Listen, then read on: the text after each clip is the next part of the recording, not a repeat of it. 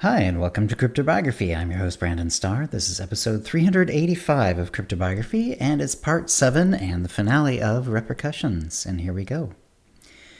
Within 1 week's more work, she had information on one of the other conspirators.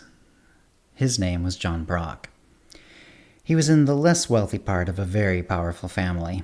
She found it quite believable that someone like him would be set as some sort of guard to protect billionaires. He had a wife and 2 children. Because of this, she wanted to make sure that she caught him alone. She decided to become a possible new source for him. After several contacts, she set up a meeting. She'd become quite adept at using makeup and hair to alter her appearance. She did so here, using a wig to make her hair lighter and her makeup to look like a completely different woman. They met at a restaurant she knew well. They had a fine meal, and she determined that they were definitely on her trail, but pretty far from actually catching her. When he was in the restroom, she dabbed a bit of tranquilizer on his fork. After the meal, which was exquisite and had a dessert of torte which John ate with the fork, they said their goodbyes and parted ways. However, this was not quite everything. She knew that he had eyes on her, just in case, so she had to lose them, and then catch up with him. The catching up wouldn't be too difficult. She had slipped a small device into the lining of his jacket that would allow her to determine his location. He was a bit of a speed demon and would be far away when it happened. The tranquilizer she had chosen was delayed, but hit hard and fast. He might well crash, or he might manage to pull over to the side of the road before falling asleep. Either way, she would need to confirm his condition. She went to a hotel not too far away, making sure she knew who was watching her. The hotel was one she'd stayed at before. When she went in, she knew she could quickly go to the room to make it seem like she was staying for the night, then slip out another way. When she was briefly in her room, she took off her makeup and put on a different wig, a short auburn one. She also changed clothes to nondescript clothes that were actually tactical gear, though that would be hard to tell except close up.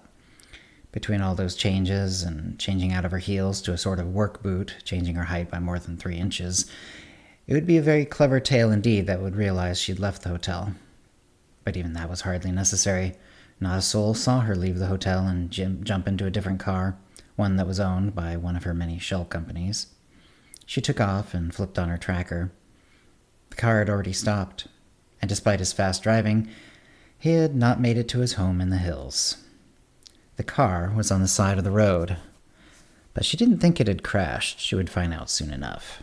She approached carefully. She saw the car, which was indeed safe on the side of the road. Too bad. A wreck might have been cleaner. Between the drinks he'd had during their dinner and his reputation as a leadfoot, a 1-car crash off the side of the road would have been quite believable. Instead, she saw that no other cars were around and stopped in front of his Porsche. She got out, trying to look, if anyone could see, like a concerned citizen. She saw he was passed out behind the wheel. She had gloves on. She tried the door, and it opened. She backed her sedan, so it was beside the Porsche, so she needed to do this quickly.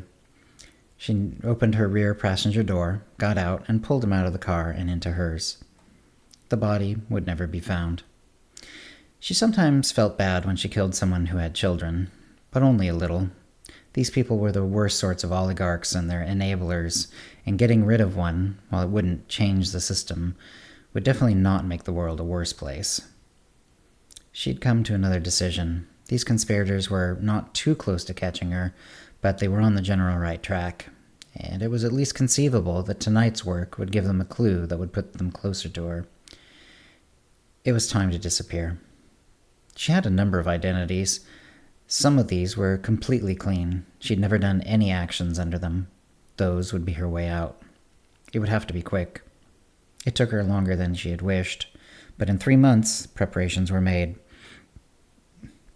Though she loved her California home overlooking the ocean, she'd always wanted to live in the Pacific Northwest. She became a retired tech investor, or at least that was the cover she had developed.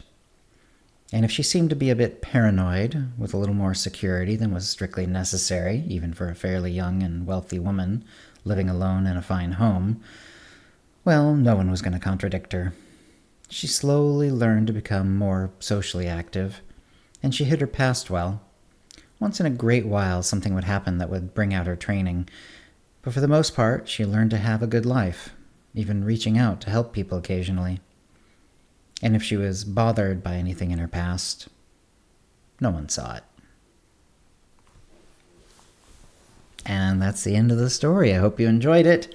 I enjoyed writing it. It was a bit of a fun challenge. One of the challenges is I'm not sure if Porsche or Porsche is the proper pronunciation of that brand. I went with Porsche. It's, I don't know, more fun, I guess. And then the other challenge was I wanted to write a story about a character who we learn almost everything about except her name. We never learn her name.